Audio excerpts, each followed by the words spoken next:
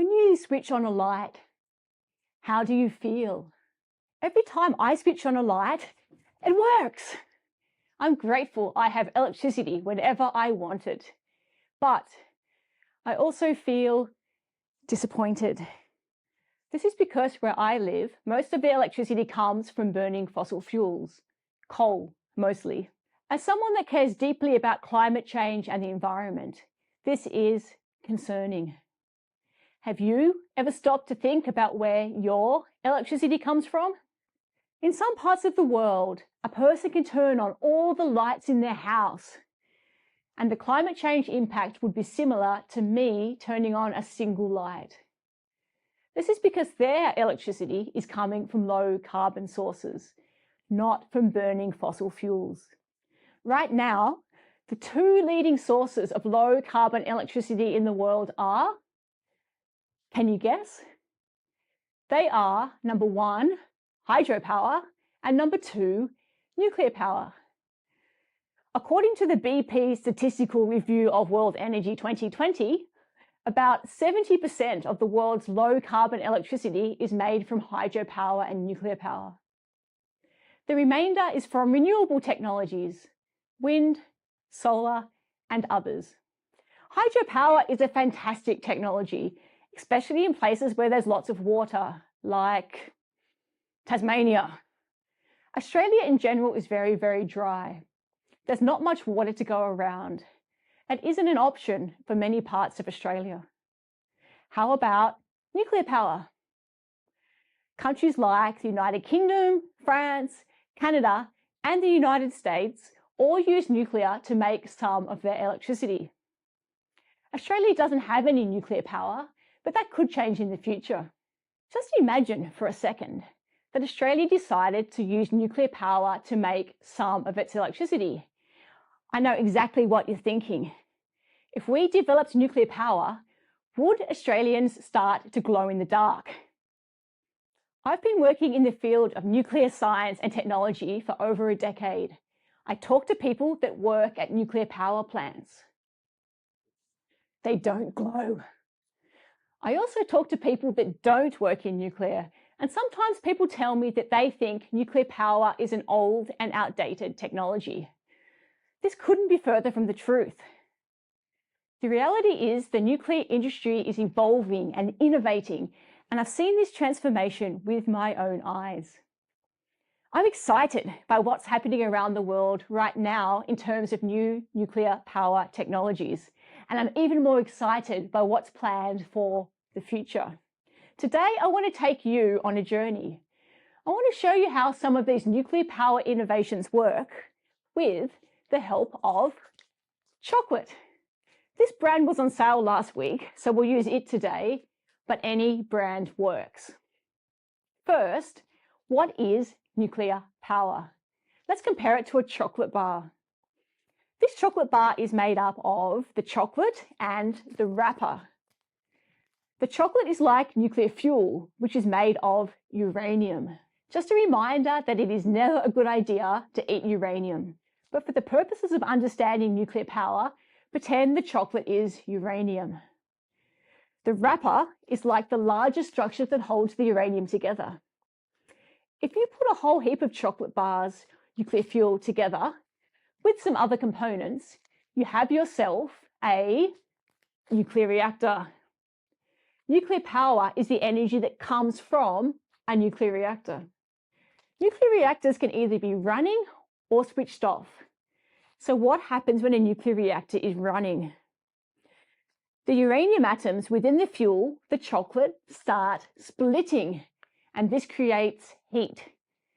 But we don't want our chocolate to melt. We want to be able to eat solid chocolate, not melted chocolate. Keeping chocolate nice and solid is also important for the safety of reactors. The uranium atoms split.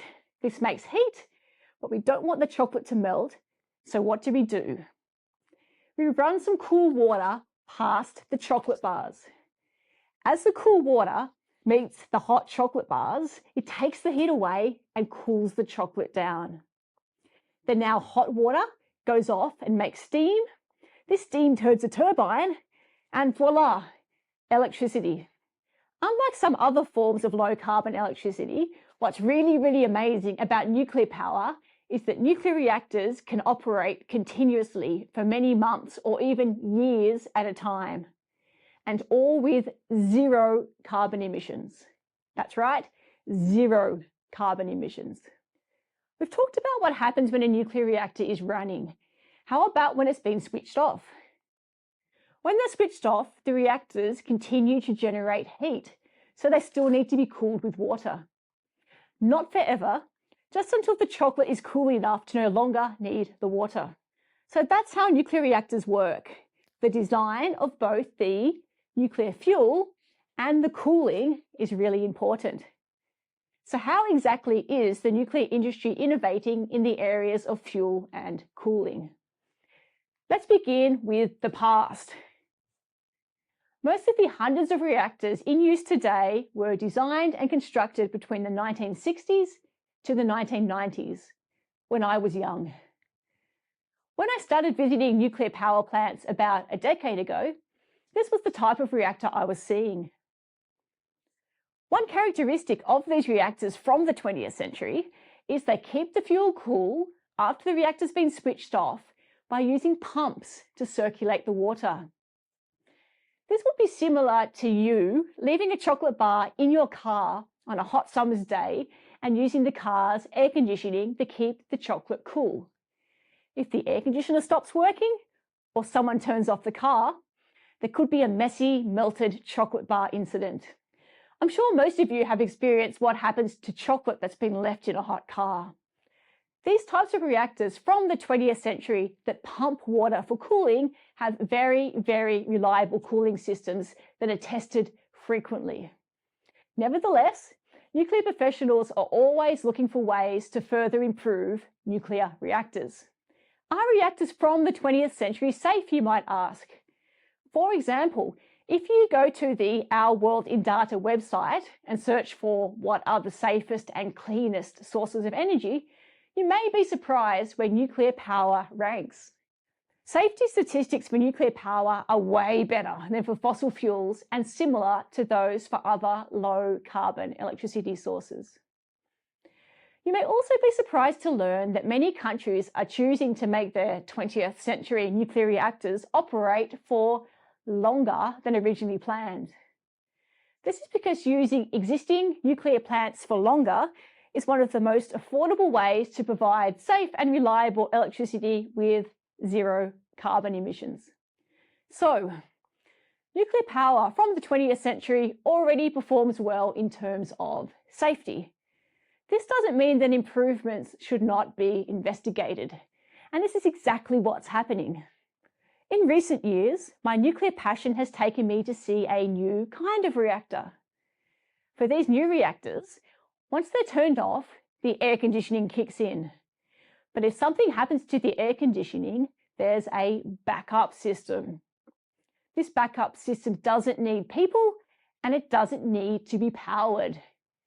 It involves circulating water without pumps. No pumps required. It's a bit like using an esky packed with ice to keep your chocolate cool for days in a hot car while the air conditioning is being turned back on. Many of the 50 or so reactors under construction today and the hundreds more planned or proposed fit this category. Should there be a problem with the cooling system, the unpowered backup system will maintain solid chocolate for much longer. Great innovation. But what about the future? What innovations are under development? Imagine if there was a kind of chocolate that could survive hotter temperatures than the more traditional kind of chocolate. This would mean the chocolate would survive on hotter days. This kind of chocolate, nuclear fuel, should be deployed in the near future. But wait, there's more. Imagine if you could leave the chocolate in a car and no matter how hot it got, it still wouldn't melt into a pile of liquid mush. The next generation of nuclear fuel is being designed to tolerate extreme conditions. This means much less melted chocolate. These aren't the only innovations taking place in the nuclear industry. There's lots more examples. One that's really relevant to Australia is the introduction of Smaller models. Small reactors are like the fun-sized chocolates of the reactor world. These small reactors will be suitable for things like remote communities, mine sites, and the Australian electricity grid. And there's a lot that nuclear power can do beyond just making electricity. Things like producing fresh water from salt water and making hydrogen. Nuclear can help to limit carbon emissions in many areas. This is why current and emerging reactors are being embraced by many countries as part of their climate change goals. Ask yourself, is nuclear power old and outdated? Or is nuclear power full of innovation and a technology that could benefit Australia? Our electricity doesn't need to be made from fossil fuels. We can use a range of low carbon technologies like hydro, nuclear, wind and solar.